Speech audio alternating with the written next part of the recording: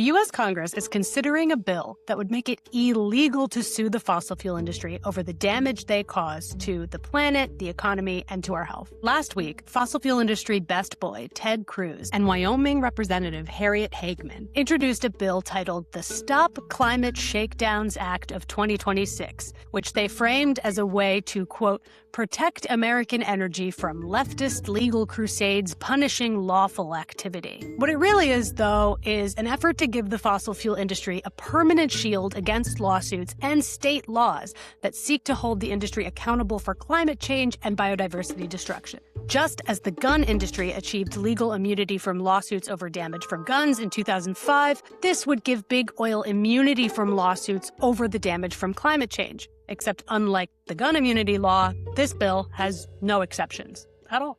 So let's go through this bill as it is written. First off, the bill says it plainly. A qualified liability action may not be filed or maintained in any federal or state court. Now, what's a qualified liability action? The bill defines it as either a climate lawsuit or an energy penalty law. A climate lawsuit is, quote, any suit that is brought against any person engaged in the energy business that seeks damages, including punitive damages, injunctive or declaratory relief, or abatement, restitution, or any form of equitable or other relief for alleged past or future harm resulting directly or indirectly from climate change, including because of marketing, alleged misrepresentation, alleged failure to warn, or any other speech. Wow. Now, what's the energy business? Does that mean people can't sue solar or wind companies either? No, because according to the bill, the energy business is only fossil fuels. But I digress. As I mentioned before, the law also bans energy penalty laws on both the state and the federal level. An energy penalty law is, quote, any state law, regulation, or ordinance that purports to require compensatory payments from any person engaged in the energy business that the law, regulation, or ordinance deems responsible for the alleged costs or harms resulting from climate change. So that means no more polluter pays legislation, like the climate superfund laws passed in New York and Vermont, which require big polluters to pay into a fund to adapt to climate change, much like the federal superfund program for toxic waste sites. No more of those. So, in summary, no one can file a climate lawsuit and no one can bring a climate superfund law. Also, all climate lawsuits must be immediately dismissed and all climate superfund laws must be immediately voided. Oh, and it also bans private citizens from ever suing fossil fuel companies for anything climate change related ever. All seems like something a really innocent person or entity would do. So, why is Ted Cruz going this far? Well, to understand that, you have to understand what's happening in the courts right now. Today, there are 11 states and dozens of communities across the United States that together cover 1 in 4 people living in the United States that is suing big oil in one way or another to hold them accountable for lying about climate change, lying about their products' role in fueling the climate crisis, and to make them pay for the damages. That's Mike Menno, communications director for the Center for Climate Integrity, a nonprofit that supports climate liability lawsuits. And what are climate liability lawsuits seeking exactly? These are different lawsuits brought in different courts under different laws. There's no one-size-fits-all answer to that. Some of them are saying, hey, our communities are facing greater risks from wildfires, sea level rise, floods, droughts. It's going to cost us a lot of money to protect residents from those harms. And the companies that knowingly cause these damages, they should have to pay to help us do that, right? The same way that tobacco companies were made to pay for the public health harms that they knowingly caused. Now, many of these lawsuits have been dismissed, but many are also moving forward. In Honolulu, local officials are suing Exxon and Chevron for billions in damages from rising seas and worsening storms, and courts have already said that that case can move forward. In Massachusetts, the state is suing Exxon under consumer protection laws, arguing it misled the public about climate change risk, and that case is also moving forward. Most notably, in Boulder, Colorado, local officials have sued Exxon and Suncor over climate damages like wildfires, and the Colorado Supreme Court has said that case can proceed. So now the oil industry has asked the Supreme Court to intervene before they have to hand over internal documents or defend themselves in front of the jury in that case, and the Supreme Court has agreed to review that case. So we will see what eventually happens. But oil companies don't want to wait for each individual ruling to come down. They'd obviously prefer to have blanket legal immunity so they never have to think about it again. big oil companies saw what happened to tobacco companies, right? They saw what happened to opioid manufacturers that have faced lots of successful lawsuits where they've been held accountable for the harms caused by their products. And they don't want to be next. And the crazy thing is, the oil industry has already achieved legal immunity in a couple states. No one's really been covering this, but lawmakers in Utah and Tennessee recently passed bills shielding fossil fuel companies from climate lawsuits. And similar bills have been introduced and are gaining traction in a bunch of other red states, Oklahoma, Louisiana, Iowa, as part of a broader push to extend these protections elsewhere. In fact, ProPublica just did an investigation where they found that many of these state-level immunity bills are part of a coordinated national effort. That reporting found that at least 15 bills across 11 states have been introduced or passed to shield fossil fuel companies from climate liability lawsuits, and many of them were developed using model legislation circulated by a network of conservative groups tied to conservative activist Leonard Leo. And these state-level bills are important to the fossil fuel industry, but nothing is sweeter than federal immunity. We are not talking about big oil being above the law for 1 year or one presidential term. If they were able to get something like this passed through Congress, it could be for all time. All of a sudden, big oil is placed above the law, and any laws or lawsuits that seek to hold them accountable could all of a sudden be overridden. And that's one of the big reasons why the oil industry spent so much money on the 2024 election. If you recall, during the election, Donald Trump promised oil executives he would give them whatever they wanted in exchange for $1 billion.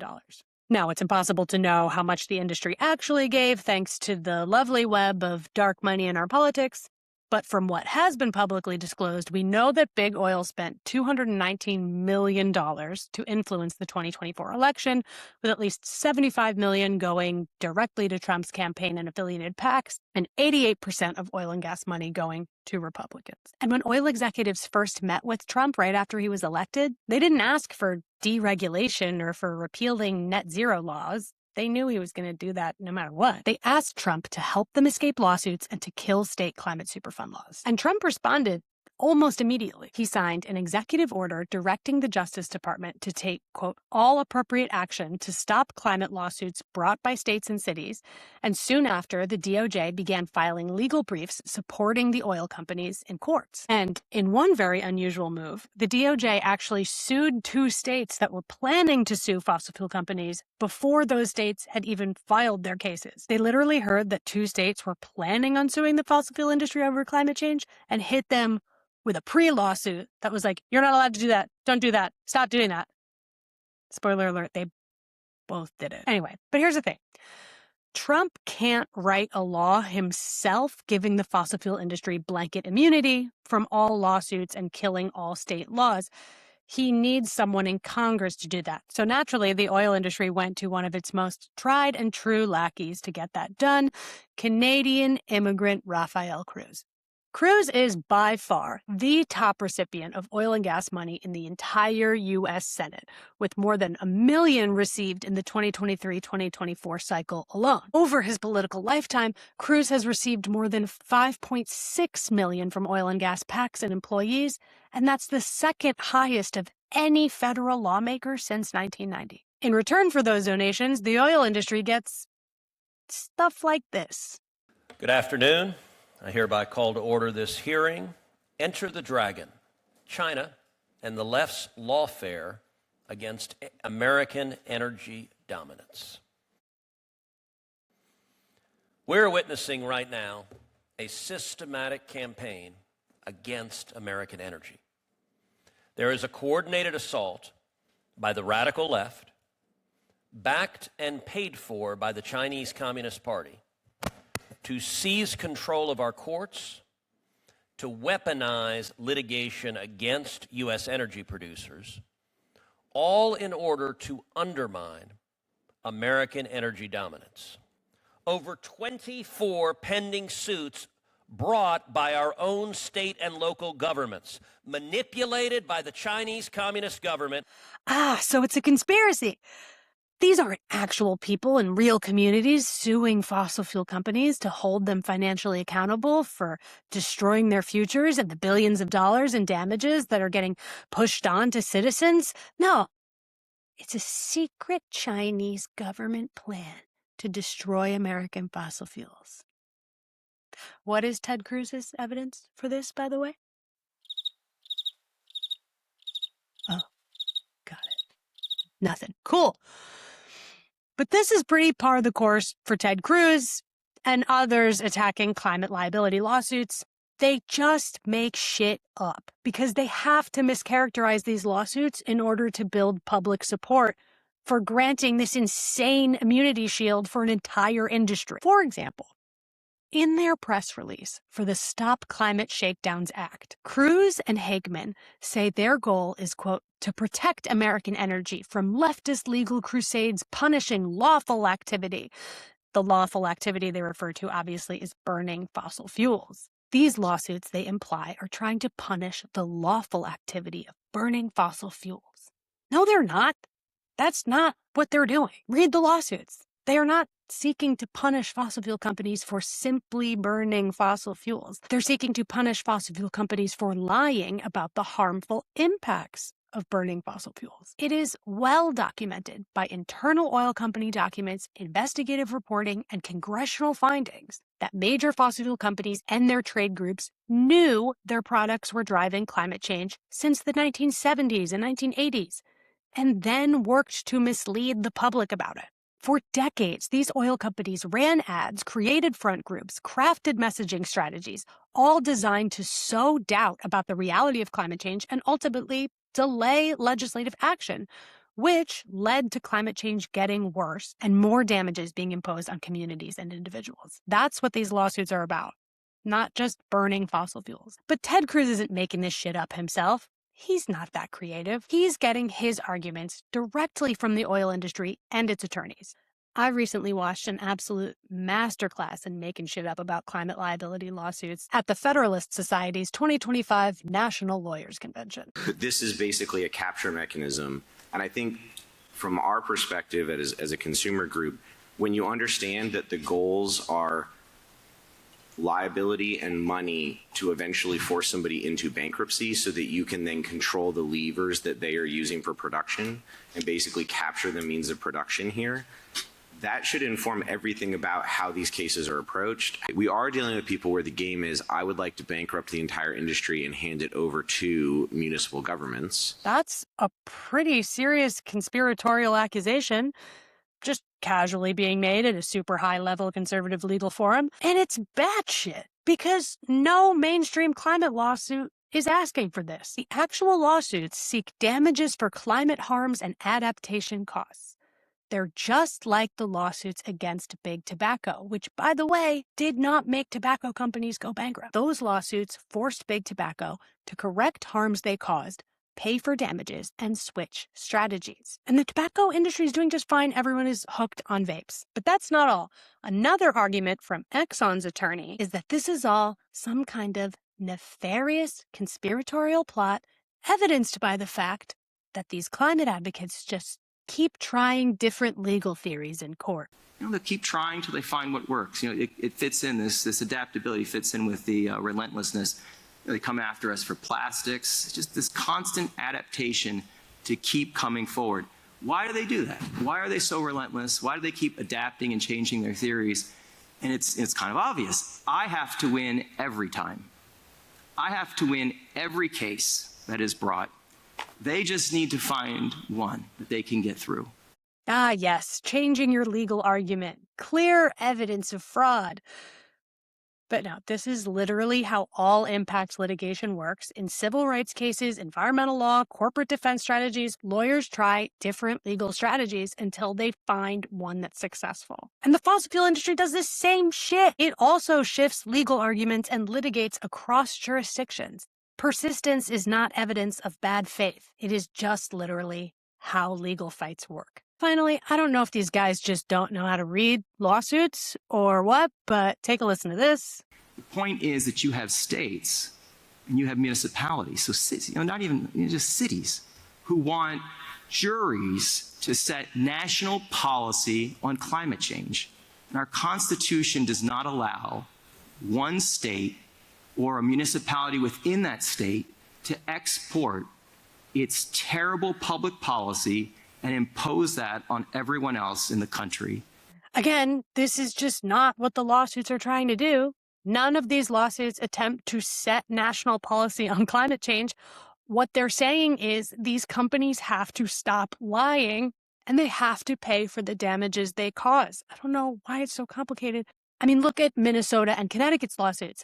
They asked the oil industry to fund a, quote, corrective public education campaign about climate change. This would be similar to the Truth.com anti-smoking campaigns that were funded by tobacco companies through the Tobacco Master Settlement and that have been credited with a major decline in teen smoking. But the oil industry needs to spread this conspiratorial disinformation because it is literally the only way they're going to build public support for an insane ask for complete legal immunity for the fossil fuel industry. What's really scary to think about is a lot of the bad behavior that fossil fuel companies have engaged in over the years. Let's imagine a world where all of a sudden Congress says, actually, those companies, the law doesn't apply to them. How much worse do we think their behavior will get when they're given that sort of get out of jail free card?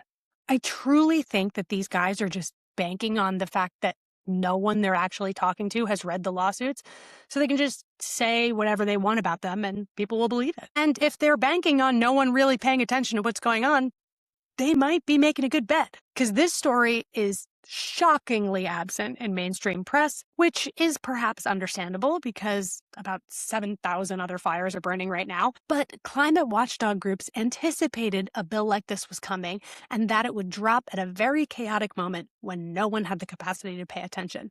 And they asked Democrats to prepare for that. One of the things that was organized very early last year was nearly 200 groups sent a letter to the Democratic leaders in Congress, to Chuck Schumer and to Hakeem Jeffries, and say the fossil fuel industry is going to try to get a liability waiver. And your caucuses need to be on the lookout for this, and they need to unite and be against it, because this would be so harmful for communities everywhere, right? It would set a very dangerous legal precedent saying, corporations get these special rights, and it would just be another thing to fuel the affordability crisis because it's going to put all the costs of climate change back on taxpayers. So Democrats were warned that this was on the way. So have any Democratic lawmakers responded yet? So this is where you come in. The most important thing for anyone listening right now who's alarmed about this is that they themselves contact their members of Congress, because frankly, we all know we're living in very chaotic times. And we know that in these chaotic times, bad actors can exploit the confusion to try to rush through bad legislation. And so the most important thing folks can do is really raise an alarm about this, share news about it online, go to noimmunityforbigoil.org to learn how to do that. And that's all I've got for you today. To follow along this story as it develops, you can follow my reporting at the Heated newsletter. The URL for that is heated.world. Or you can just type Heated Substack into Google. It'll come up. Heated is a 100% independent, reader-funded operation. I take no money from nonprofits, billionaires, or corporations, only individual reader subscriptions. An increasingly rare model these days, but it's one I believe is necessary to ensure that you can trust my journalism. So, if you'd like to help me keep that going, head over to the newsletter and become a paid subscriber. Your subscription also keeps this content free for everybody, because I like to make sure it's not paywalled. I want everyone to be able to access this regardless of income. Okay, shtick over. Until next time. Bye!